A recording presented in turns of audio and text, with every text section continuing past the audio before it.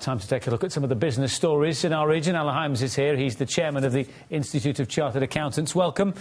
Alan, we've got to start with the Bolton Bakery. Warburton's will lose 121 jobs of their 400 and something, they say. We're not sure exactly how many. And yet they're investing 25 million in the business.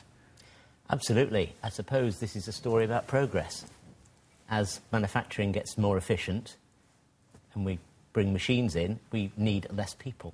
Yeah, it happened in the car industry, didn't it? Once the robots started building the cars, fewer people were on the production lines. It's the same sort of thing, I suppose.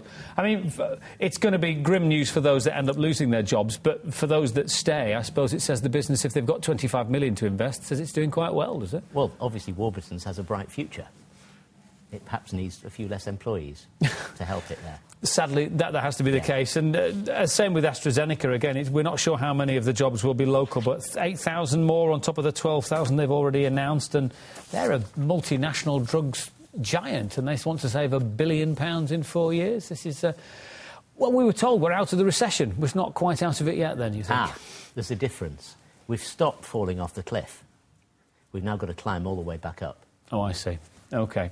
Let's talk about the story that the City Council is to launch an international design competition to transform St Peter's Square. It's a £165 million project. Good for the city centre and, I suppose, good for business and footfall and visitors to the city? Absolutely. I think Manchester is one of the leading cities for visitors in the UK, and anything that we can do to make it more attractive has got to be good for the local economy. And it is right up there, isn't it? Are we, I don't know exactly where, 5th or 6th in the country? I think or it's something like that, yes, which is fabulous for the whole region. What about being an employer who has a male employee who becomes a father? I'm told the paternity leave law is going to change. Now, this is great for dads-to-be, but perhaps not so great for employers.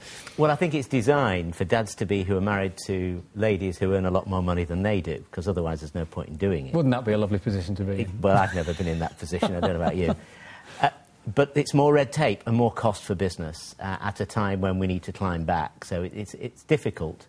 And it's going to be costly. But it plays well as we, in the run-up to an election, presumably, you know, both political parties, both major political parties, have been making great play of the fact that the family is going to be the focus of the election, and, you know, and the Equality Commission have come through, Harriet Harman, you know, everybody should have the same rights and so on and so forth. You're going to get a lot more of this in the next few months, aren't we? Oh, yes, I mean, we're electioneering.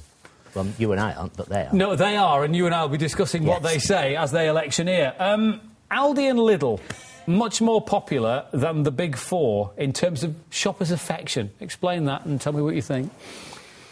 Well, I guess it's got something to do with price and value, and people have traded down in their supermarket. I think the flip side of the story is it's quite remarkable that the larger chains have maintained as much of the market share, and that the Lidls of this world haven't increased even more.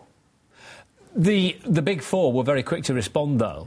When I go into, and I go into several of the Big Four, don't use one particularly, they're very quick to introduce their own discount. Beyond their own value ranges, there were then the discount ranges. When people were going out to these budget stores, they were very quick to introduce those ranges and react, weren't they? Well, I guess that's exactly how they protected their territory. But, well, whether it's to do with price or whether it's to do with just affection, apparently we're very affectionate towards the budget food chains. Alan, we have to leave it there. Time has beaten us, but thank you very much indeed for your thoughts, as always.